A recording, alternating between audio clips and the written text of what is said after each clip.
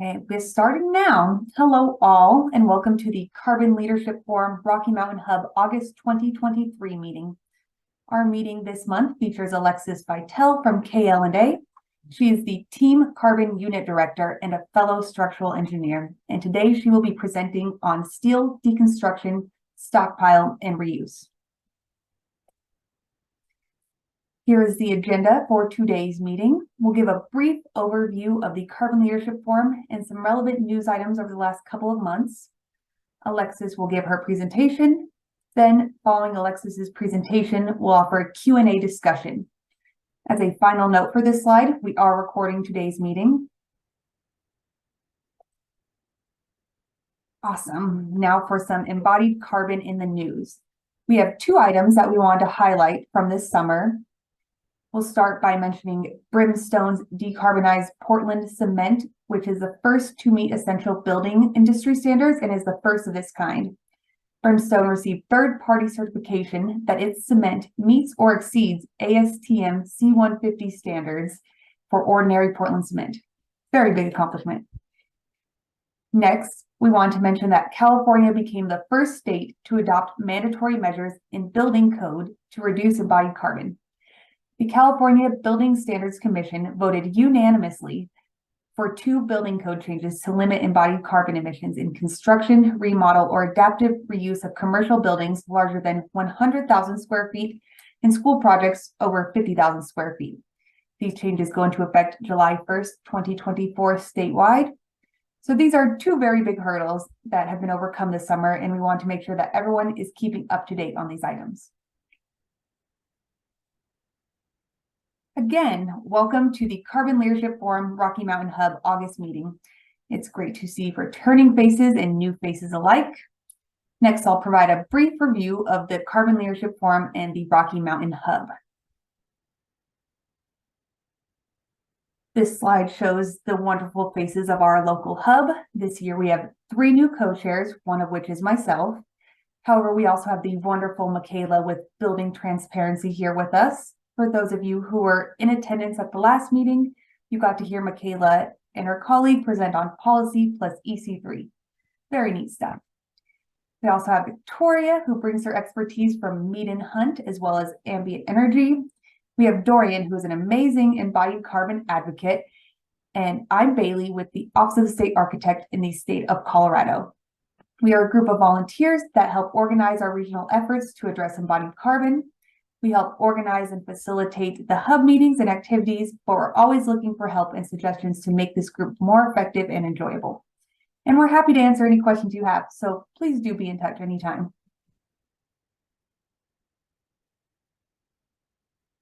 So for those of you who are attending your first webinar hosted by the Carbon Leadership Forum, I'll provide a brief overview.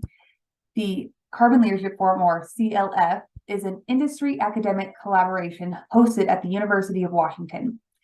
CLF conducts research, creates resources, fosters cross-collaboration, and incubates member-led initiatives to bring embodied carbon emissions of buildings down to zero. The types of people involved in the CLF are typically architects, engineers, contractors, material suppliers, building owners, and policymakers. There are hubs around the country that facilitate more action and discussion surrounding embodied carbon. The ultimate mission of the CLF is to eliminate embodied carbon in buildings and infrastructure. You can find more information at www.carbonleadershipforum.org. You can learn more about what CLF has to offer through our pre-recorded webinars, reports and resources, and our ever-growing online community of engaged members. If you have any questions, feel free to reach out to any of us. And just as a quick note, the Carbon Leadership Forum Rocky Mountain Hub is hoping to host an in-person happy hour at the beginning of next year. The location is to be determined at this time, but we are looking for a sponsor to host the space. If you know of a space that we could use to host this event, please let us know.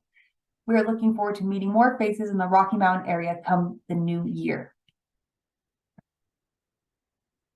Finally, here are some links to join the CLF community and Rocky Mountain Hub mailing lists.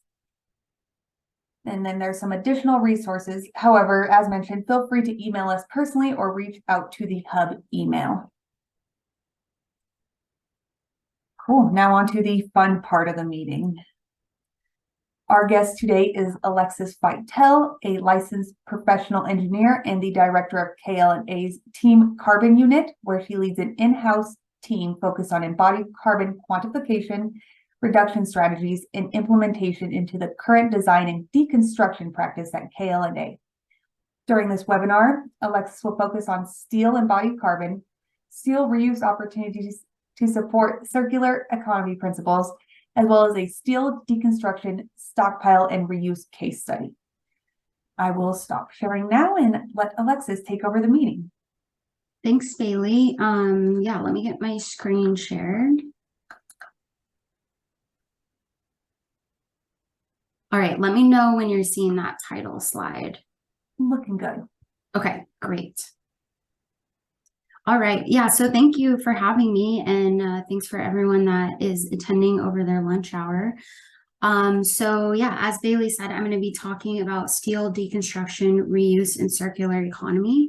I am a structural engineer by training with KLNA and now lead our Team Carbon, which is a group totally focused on embodied carbon. So those of you that aren't familiar with KLNA, I think it's really helpful context for the case study that I'm going to present, that we are primarily structural engineering consultants, but we also have a construction management and steel detailing group, and then as well as our Team Carbon group. And so steel in particular is really close to the heart at KLNA.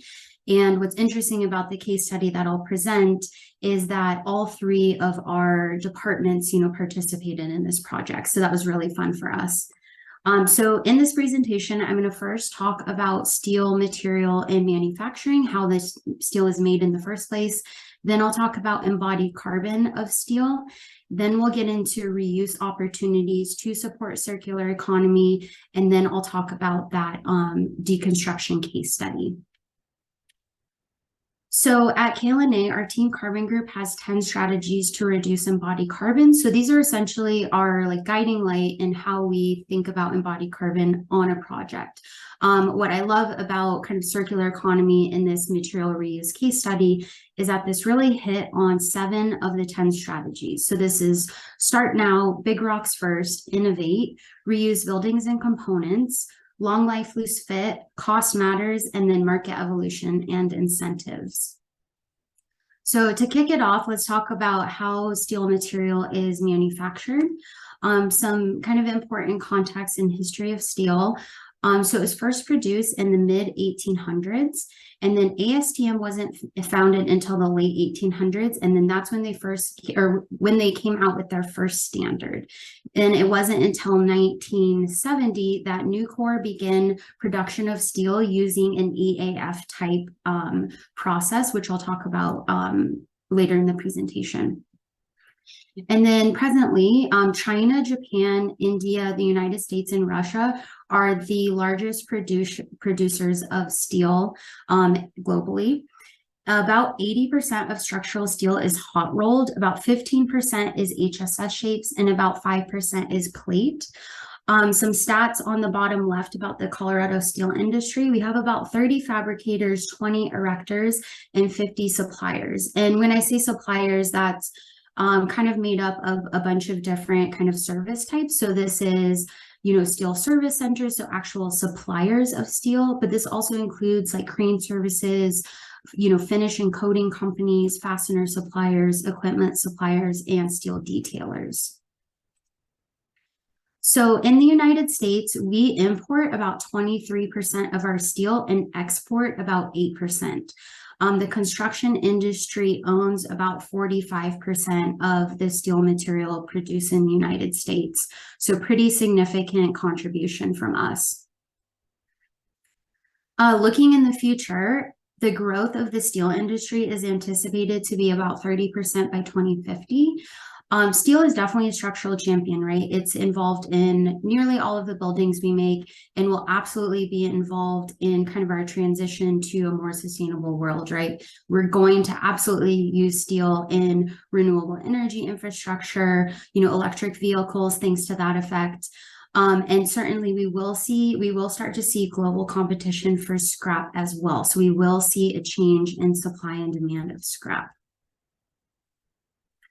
So when we make steel, the primary input is iron ore.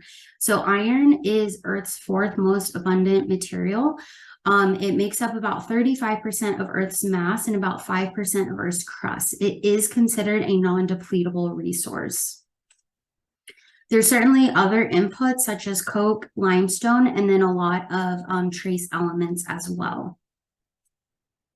So there's two primary types of mills that produce steel. So the first is what's called an integrated mill. So this is a blast furnace plus a basic oxygen furnace. And the shorthand for that is called BOF.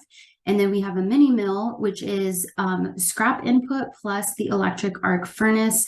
And that is referred to as an EAF. So my spoiler alert is that BOF is bad and EAF is good in the context of embodied carbon.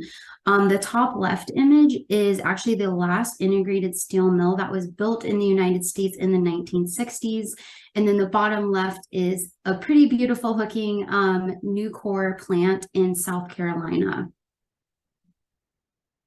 So talking through the BOF process. So we're first starting with the blast furnace. So this basically converts your iron ore into liquid iron. So your inputs are coke, limestone, and iron ore. And then your output is pig iron and slag.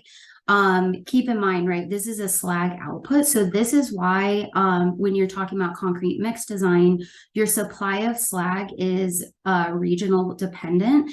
And then also, in the future, our supply of slag will likely go down. So keep that in mind.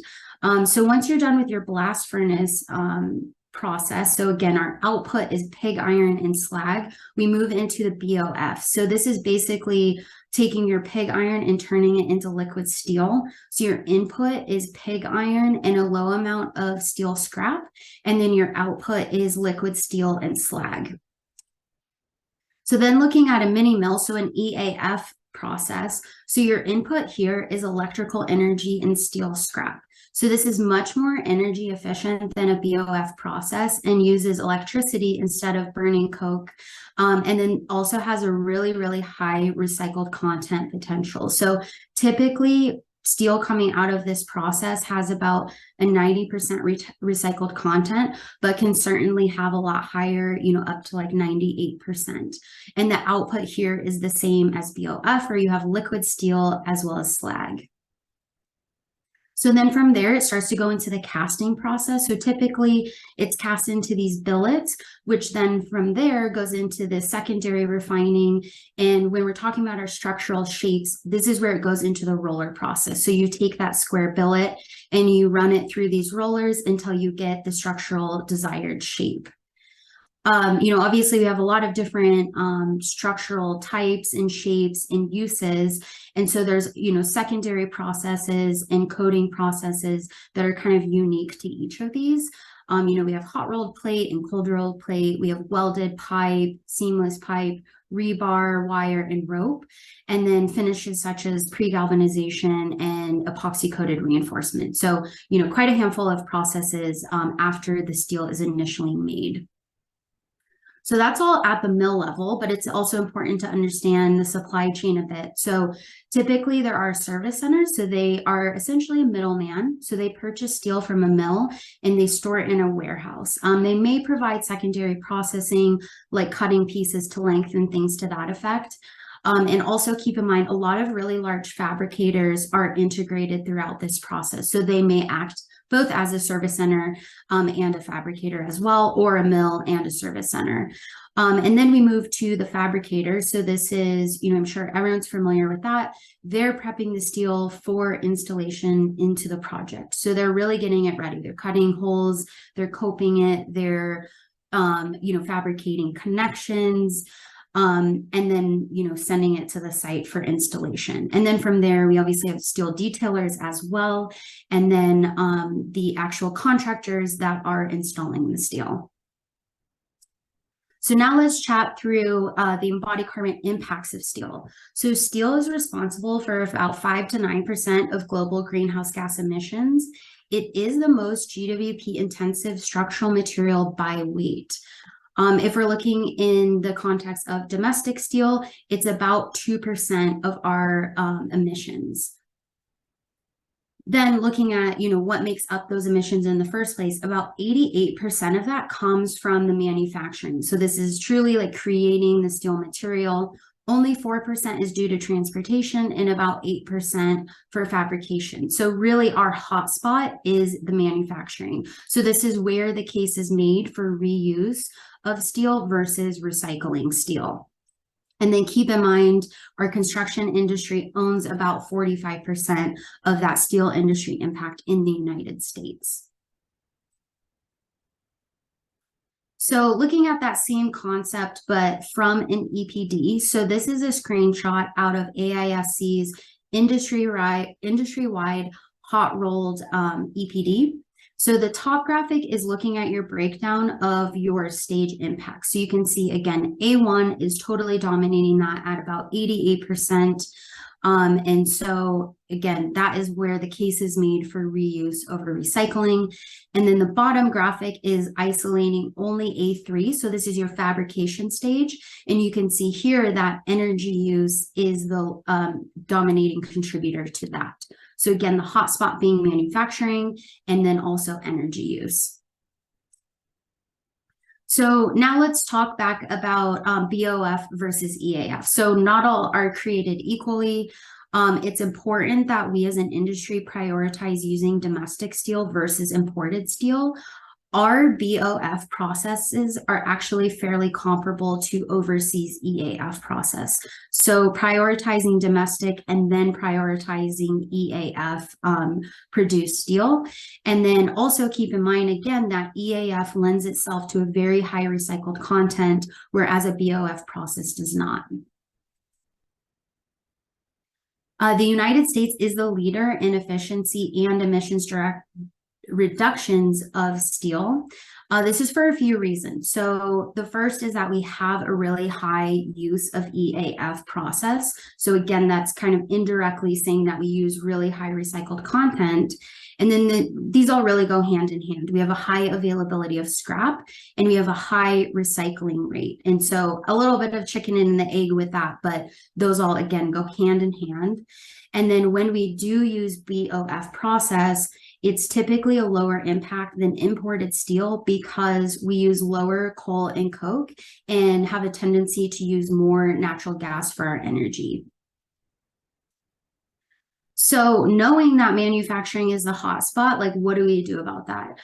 So here are some like reduction strategies at the mill level to help us lower our embodied carbon impact of our steel material. So a huge impact would be grid improvements, right? We need to be using renewable energy. We want to encourage our mills and manufacturers to invest in on-site and off-site renewable energy. Can we use hydrogen as a fuel or biochar as a fuel? Can we schedule melts during periods of low energy demand? And then can we capture waste heat or greenhouse gases that are being emitted in the process itself? And then what are the barriers, right? There's always barriers to innovation. For sure, a green premium. Projects and end users of the steel, we may start to see steel costs increase as these investments are made. And then certainly we need a larger, much larger capital investment in this infrastructure, right? We need those grid improvements. We need investment there. And then we also want those mills and manufacturers to avoid, like abandoning the mills they're using currently. Can we upgrade them and refine them for these new process versus abandoning them entirely? And then certainly we want dollar investment in research as well, right? Can we modernize steel production and steel material itself? Again, investing in hydrogen energy and then carbon capture as well. And then keeping in mind a barrier in the future may be availability of scrap input for that EAF process. So all that being said, steel has a really significant benefit in its recyclability. So the steel industry is the largest recycler of waste by mass in the United States. And each year, more steel is recycled than paper, plastic, aluminum, and glass combined. It's also important to note that it's infinitely recyclable. So it does not have to be downcycled. So structural steel that's recycled and reprocessed can then be made back into structural steel. According to research conducted by the EPA, using recycled scrap metal in place of virgin iron ore can yield a 75% savings in energy use, 90% in raw materials used, 86% reduction in air pollution, 40% in water use, 76% in water pollution, and 97% in mining waste. So, multifaceted benefits for sure, well beyond embodied carbon itself. And then in the context of recyclability, I think it's important to explicitly think of recycling and reuse as different things. So recycling is reprocessing. So you're taking a material, you're separating it, you're melting it down, and it goes through that manufacturing process in its entirety. Whereas reuse, and I like to think of reuse in two different categories. You can reuse material and almost downgrade it. So you're using it as a lower value product. So what was structural steel, you could now use that for something like a bench or signage. Direct reuse is where you're maintaining the value of that material. So there's no loss in value. So what was structural steel, you're using again as structural steel. So then what can we do as, engineers, designers, owners, and contractors? So it's ultimately about material procurement and our specifications. So again, prioritizing getting domestic steel, that's going to put you in a really good position for trying to procure lower embodied carbon steel. And then you can potentially specify that you want EAF produced material versus BOF. You could also go about it by specifying a maximum recycled content. So this is kind of an indirect way of saying that you want EAF produced steel. You could also go about this by way of specifying a maximum global warming potential limit. So that bottom image is out of the Buy Clean California legislation.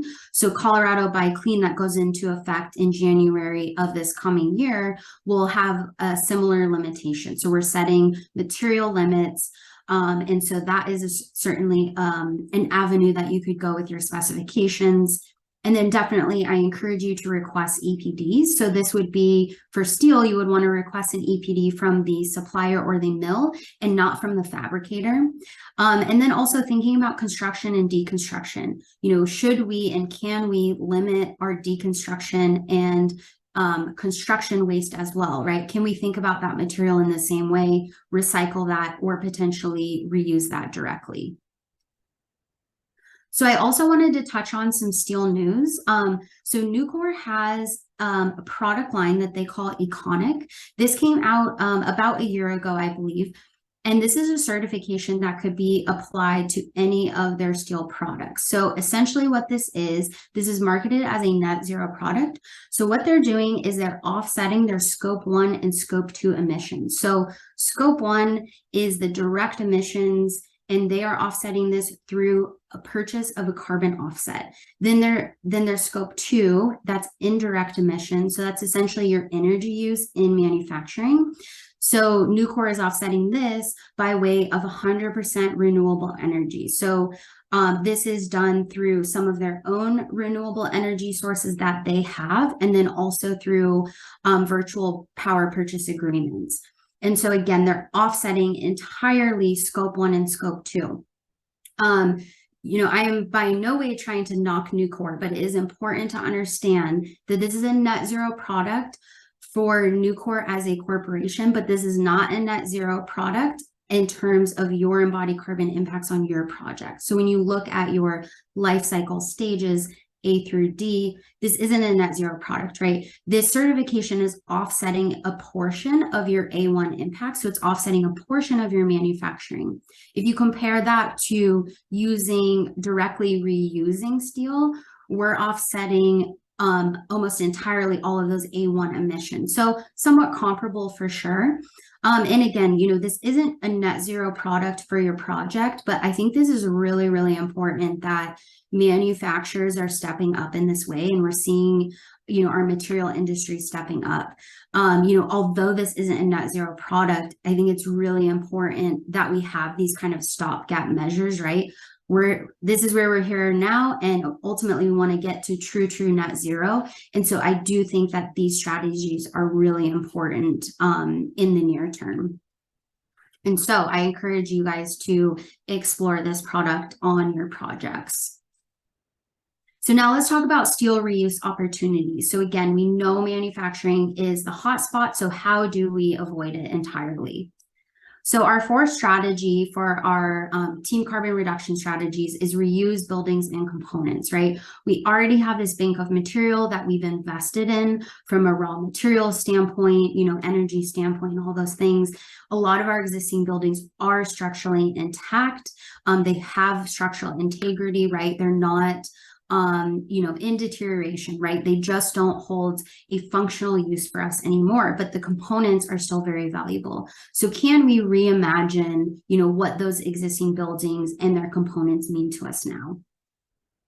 So, the first and most ideal scenario for embodied carbon is that we reuse buildings in their entirety. This is wood. Pretend that it's steel for this presentation.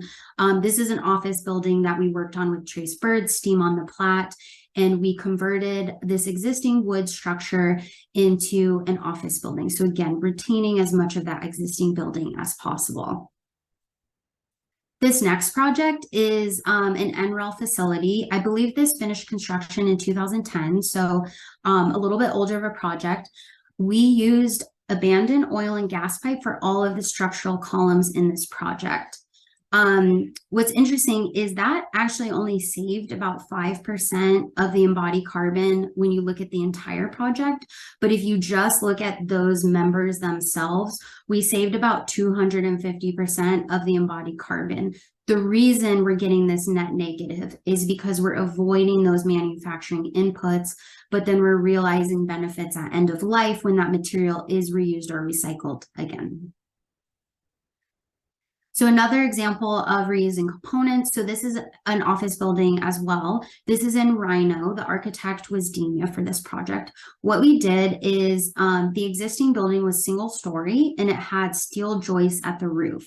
So we deconstructed that, set them off to the side. We added a level to this building and then installed those previous roof joists as roof joists again. And then this last example is a really interesting one. This is a 16th Street pedestrian bridge in Denver, Colorado. I'm sure a lot of you guys have walked past this or walked through this.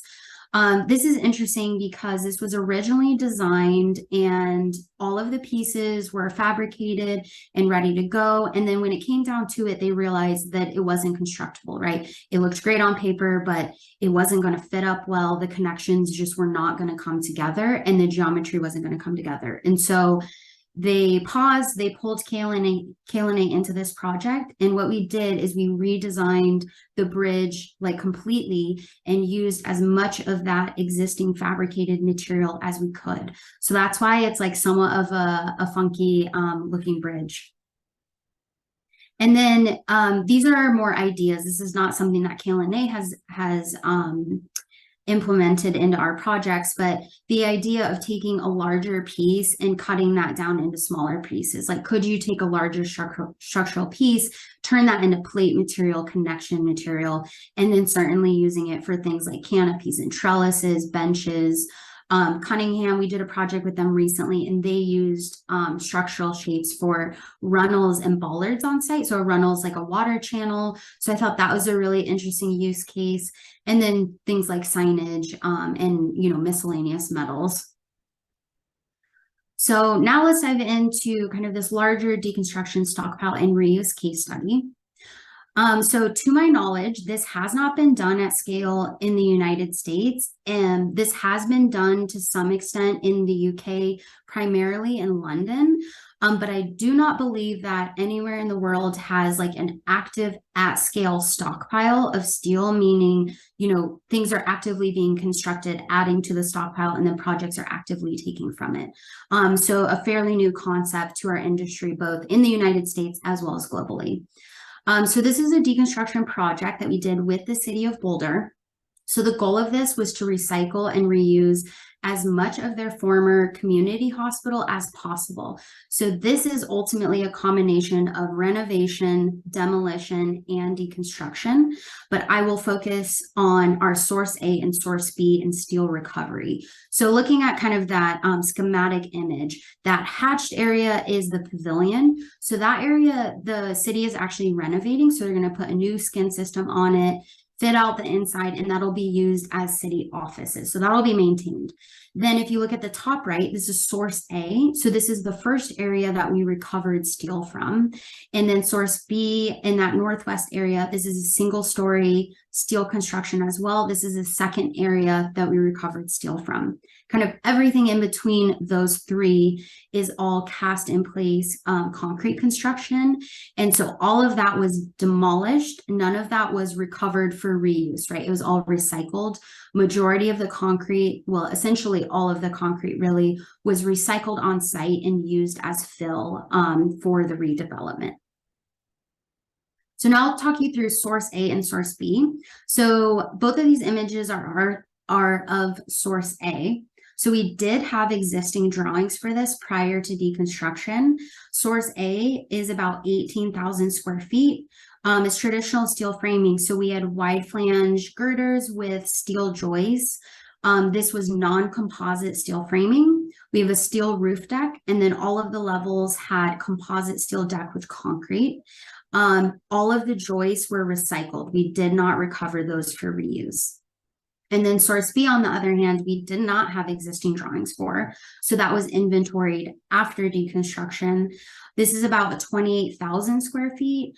Very simple construction. It was only a single story. So we just had wide flange and HSS framing and then a steel roof deck at the roof. So why this project? Why did this move forward? What was behind this? So the major driver was the City of Boulder's circular economy and sustainability objectives. They have really strong objectives. They also have a demolition ordinance in the city that 75% of a project has to be recycled or reused. So they're ultimately getting at landfill diversion. And then with this project specifically, because the city owned it, they really wanted to illustrate the potential for circular economy and embodied carbon savings in the city itself. And they also really wanted to surpass that 75% goal.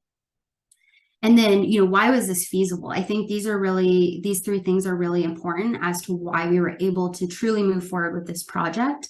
So we justified an end use for the steel in source A. So before we even deconstructed it or even really got into the details of deconstruction, we connected the source A steel with a new construction project in the city. So I'll talk a little bit about that throughout this presentation. It's a new fire station. And so they picked the actual pieces out of source A that they were going to use in their design. So again, we knew that we could justify using the steel that was going to come down. Another important thing was a stockpile location. This site had the ability to store these pieces, on the site. We had quite a large area of surface parking. And so we were able to lay down the steel, really spread it out. And then also the schedule. That was to our benefit. The demolition as well as the new construction project, those schedules aligned very nicely. And then as far as the stockpile goes, we had the time to pull it down. We had the time to lay it on site and store it for quite some time before the new development starts. So we do still have quite a bit of steel sitting on the site right now. So here are some project stats that I think are really interesting. So this project actually achieved 97% landfill diversion, which is super exciting. That includes the interiors. So this project started with interior deconstruction. So that is deconstructing like cabinets and electrical equipment, all the MEP, things to that effect. A lot of that was auctioned off in the city and then went to be reused in other projects. Then they moved to core and shell deconstruction. So this is the skin system and then all of the structure itself. Again, I'm going to focus only on the steel recovery, which is a small portion of, kind of all of the recycling and reuse of this project. So with the steel recovery, we recovered 536 pieces of structural steel. We lost about 30 pieces to damage or them being like very, very short and, kind of not feasible pieces to use. Which I'm really proud of. I'm really proud of the construction team for that. We didn't know that going in, right? We were open to the idea that, a lot of pieces might get damaged and potentially even pulling the plug entirely on that recovery. To date, we have implemented 90 pieces into new construction. So that's about 75% of the source A tonnage, so our original recovery, and then about 40% of the total inventory. The steel recovery cost was about 15% of the total core and shell deconstruction cost of this project. So now I want to talk through kind of what we as Kalani delivered and created for this project. I think this is really helpful framework for, kind of talking through like how we thought about this and approached it and ultimately like what the process was. So Kalani was contracted specifically for the steel deconstruction and recovery. We were not the engineer of record for the renovation, nor were we involved in the engineering of the deconstruction itself. So again, the ultimate goal of all of this was to illustrate the possibility of a stockpile and even potentially sharing that stockpile with other municipalities and other entities. And we ultimately approached all of this from the perspective of a structural engineer. So that was, how we really approached all of these decisions was what would a structural engineer want and need to know to be able to implement this into new construction, like both from what information would they need, but also what would they need to feel comfortable to even entertain the idea. So that was our ultimate driver. We started with a reuse white paper. So we titled this Practical Considerations for Creation of a Steel Reuse Enterprise. So this was essentially laying out framework and process and challenges for someone to go into this endeavor. The next is we started our inventory. So we first inventoried source A before anything was deconstructed, again, connecting that with the new construction project. And then we were charged from there with managing the inventory in its entirety.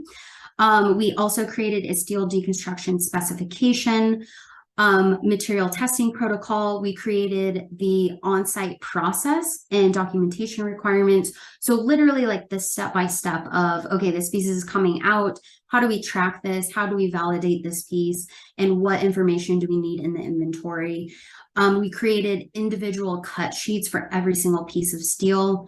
And then we were also involved in the new construction project coordination. So this is helping with salvage steel specifications, obviously coordinating with the project team, helping them claim the literal pieces that they want from the inventory. And then we provide them with a cut sheet package of all of their pieces, mimicking new steel cut sheet packages, and then also provided them with material testing results. So here's a shot out of the inventory. What I think is really interesting is there's some information that's really beneficial at certain points in the process and then becomes irrelevant later on. Things like level and grid location. Great to know when it's in the building, pretty irrelevant once it's pulled down and sitting in the stockpile. But essentially this is what we're tracking here is the shape, size. Every piece has an individual unique mark. So, its own identification. We're tracking, material type after we're validating with material testing, length and weights, things to that effect. And then obviously we're claiming those pieces, as new projects engage.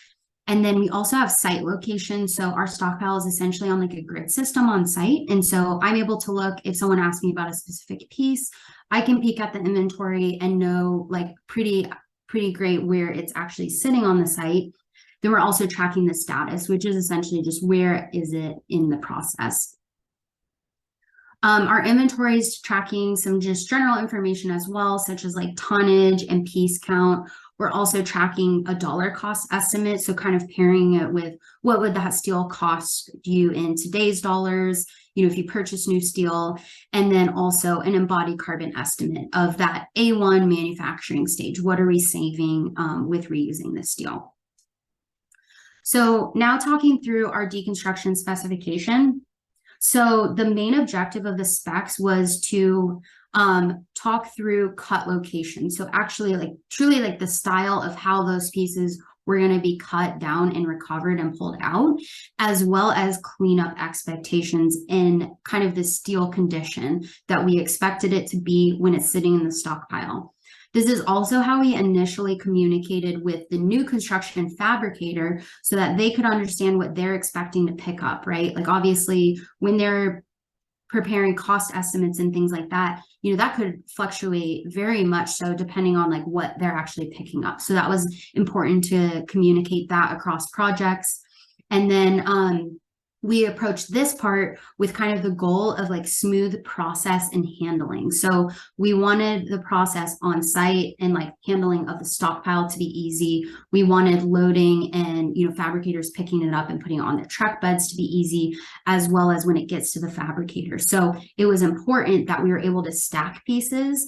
And then often fabricators in their shops have like roller assemblies that they throw the pieces on. So you didn't want material to be catching. And so we wanted the pieces to be cleaned up so that any accessory material that was outside of the member profile was trimmed down. So this is a shot of our on-site process flow. This is not complicated. This looks like a lot. I promise it's not complicated at all. It's really just about process and then efficiency gains. So really we organize this by like, okay, activity, process, and then inventory tracking. So what's the activity on site? What's the process on site? What do we need the deconstruction contractor to do with the steel, how they handle it, what they document, and then how do we track that through with the inventory and the actual piece documentation as well. So these are some photos from January of this year. So we went out on site and piece marked every single piece out of source A prior to deconstruction. There's also fireproofing that had to be removed. So the photo on the right, I think is really interesting. That is a pile of nearly all of the source A fireproofing. So they got it knocked down with scraping and with water hoses. And then they basically just swept it down this shaft. So it was kind of in this nice pile in the basement level. Here are some photos of source A being deconstructed. So again, this was early this year, January and February timeline. It took about 12 minutes to pick a beam and set it down, and then 12 minutes to the next one touching the ground. So that was super fun to watch. And we originally estimated that this would take about 5 to 6 weeks to deconstruct, and it only took about 3.5 weeks. So a lot faster than we anticipated and the contractor anticipated. So as I mentioned before, it was important kind of clean up expectations and really balancing what's done on site versus what is the responsibility of the new construction fabricator. So we ultimately coordinated this between ourselves, the deconstruction contractor, and the new construction fabricator. And as we were deconstructing, we started to run into a lot of like unique cases. And so we created this document kind of beyond the specifications to really clarify, what level of cleanup should be performed on site. Next is the piece documentation. So as I mentioned before, we created individual cut sheets for every single piece, ultimately trying to mimic new shop drawings that you would receive in a standard process. And then we're flagging items as well, right? So certainly if the piece was like truly damaged, we pull it from the inventory entirely. But there's a lot of other considerations of, is the length what we expected it to be? Did it come out shorter? We want to flag that. If a new project already claimed it, validating member sizes, things like that. And then there were quite a few pieces that had, small camber or sweep or just some like geometry that we ultimately wanted to document. And so this is our way of flagging that for the new construction team so that, again, they can claim and then really, really dig into the weeds, vet these pieces, make sure that they work for their new geometry that they're trying to accomplish. So next is material testing. So we created a material testing protocol. Essentially, we did test like every source separately because these were constructed at different times and, likely had different sources of steel. We essentially tested about 10% of each member size category in one test minimum per size category. It was about $100 per sample, so not too painful. We did a tensile test and we did a chemical analysis test. We were wanting to validate the actual material grade. So all of this steel is A36 material. It was constructed in the mid 70s and 80s. And then we also did a chemical analysis test to validate the weldability of the material. So here are some more stats that I thought were interesting. So as I mentioned, it took about 12 minutes between beams on source A. It took them about 2 minutes to cut off an end plate, about 1 minute to cut off a shear tab, so something kind of perpendicular to your flange. Then we were also entertaining this project actually had a lot of accessory material, a lot of very heavy connections. So we were entertaining, how long it was taking to take things, or how long it would take to remove that material on site. So if we had a flush plate, so by flush plate, I mean a plate that is parallel to your flange, that took about 10 minutes. That was really intensive. And so we elected to leave that for the fabricator side, right? Like they could do that much more efficiently and likely in a much cleaner way as well. So our new construction project, Fire Station 3, these are photos that I received last week, which I'm really excited about. So this project used about 90 pieces of steel from the inventory. You can see some in the images, there's some kind of holes in those members. So those are reused pieces.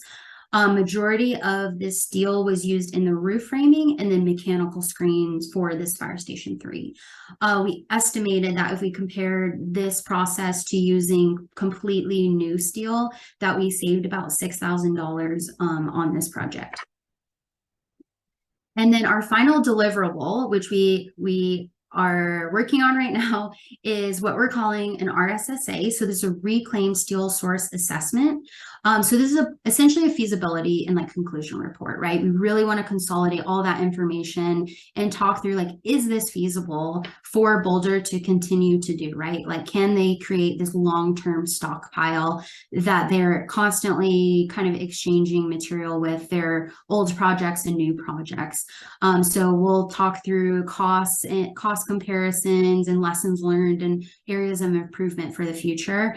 My personal conclusion to all of this is not a technical issue.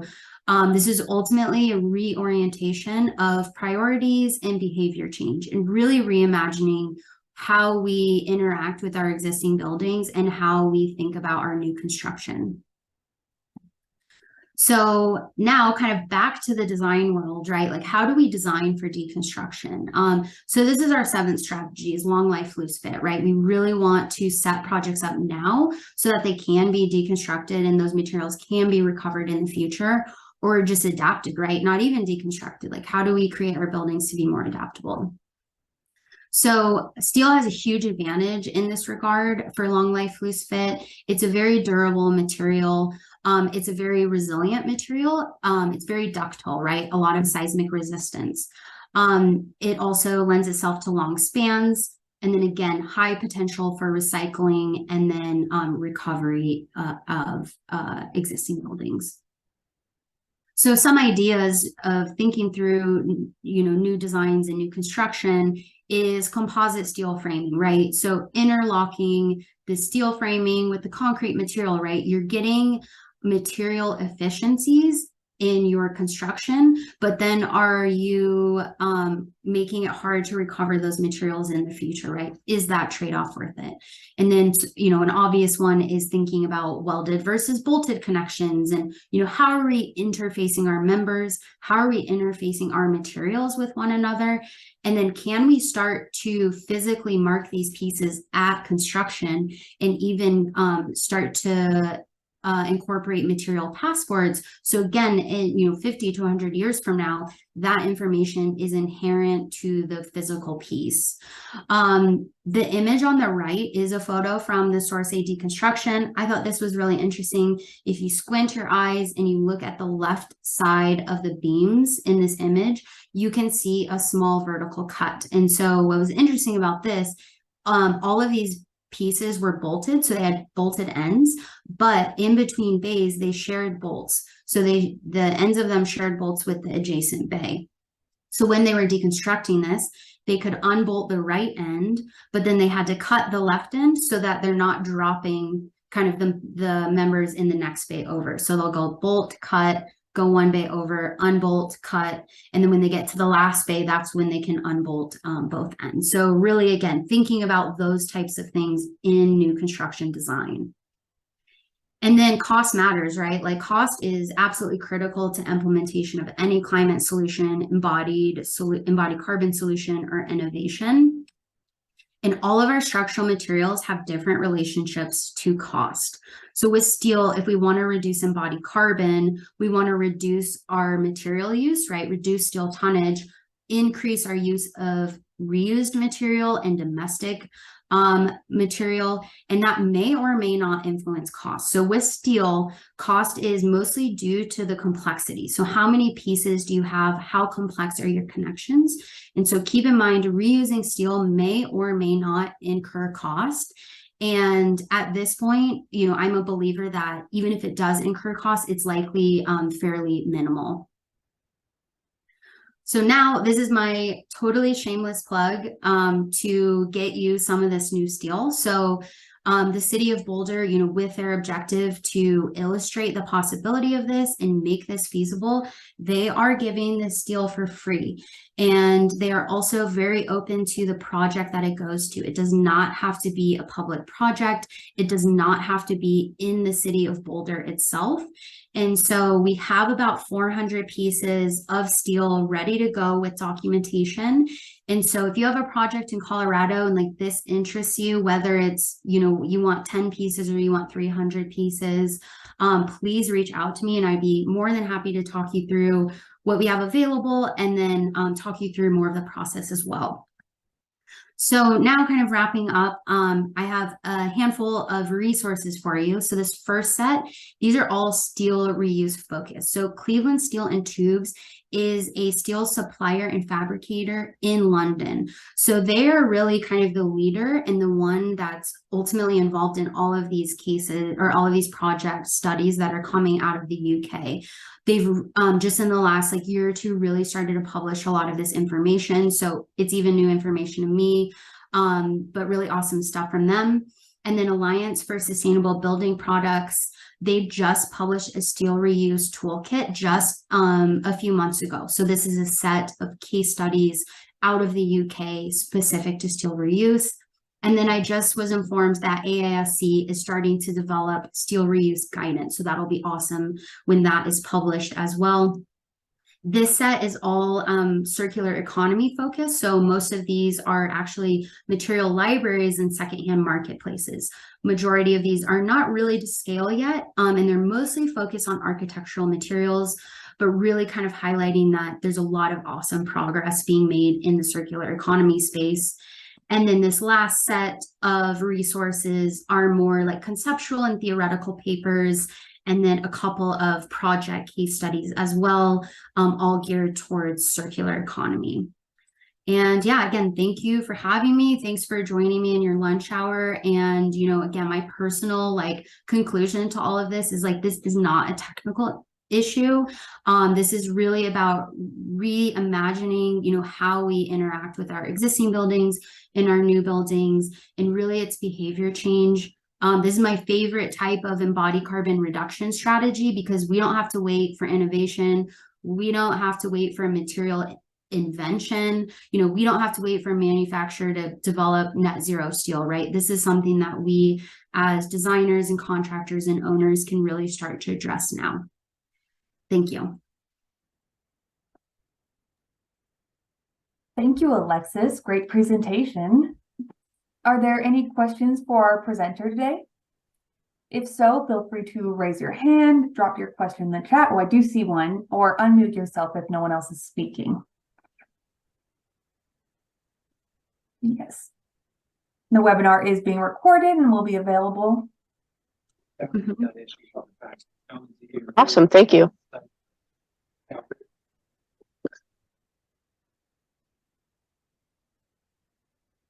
Anyone else?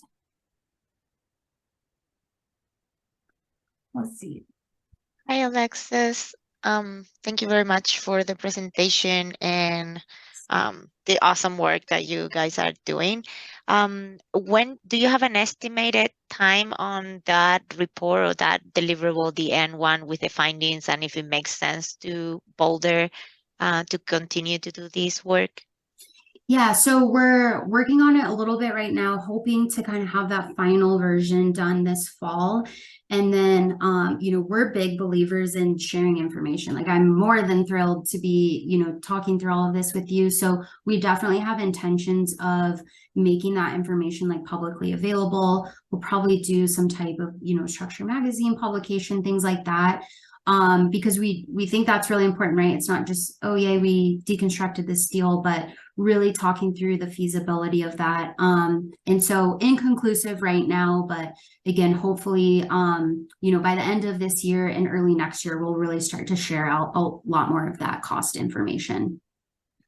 And then I guess one thing too, I want to add that I really love about this idea is Boulder, and we were kind of thinking about this at the same time Boulder was the idea of what if they had a stockpile, but then so did the city of Denver, and so did all of these like adjacent municipalities that then can really start to exchange material with one another and just really kind of help that go to scale. So that's something that Boulder is interested to entertain in the future. Very neat.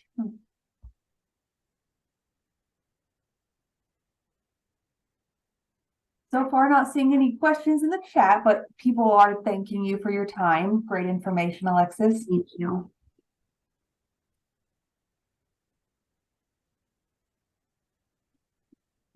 I have a general question for you. Yeah. So, do you know about the relative cost of deconstruction compared to mechanical demolition, maybe? Ask that again. The difference between... Yeah, relative cost of deconstruction compared with mechanical deconstruction or demolition. Like manual versus mechanical? Ooh, definitely outside of my expertise for sure. For this project specifically, kind of looking at deconstruction versus demolition. So knocking it down, there was certainly a cost premium to that for sure. And again, we'll hopefully be able to publish exactly what that comparison is in the next year. Oh, look, we have one in the chat. How did Fire Station EOR deal with risk of used materials? What were their concerns? How was steel grade confirmed, for example? Yeah, so again, we approached this from the context of an engineer. We knew our inventory needed to be able to answer these questions for that EOR. It was a little bit easier because the EOR was at KLNA, so there was just very, kind of seamless communication there. But, ultimately we justified this with the photo documentation, verifying sizes with manual measurements, and then also our material testing protocol. So we were fairly confident. We knew that it was A36 material, but again, that testing validated that. And so, and then the fabricator also did visual inspections when they picked up that material. Wonderful, thank you. Looks like that's about all that we have time for today, but thank you again, Alexis, for joining us and giving the wonderful presentation. And we look forward to presenting to the rest of you again in October for our next Rocky Mountain Hub webinar. Thanks all. Thanks. Bye.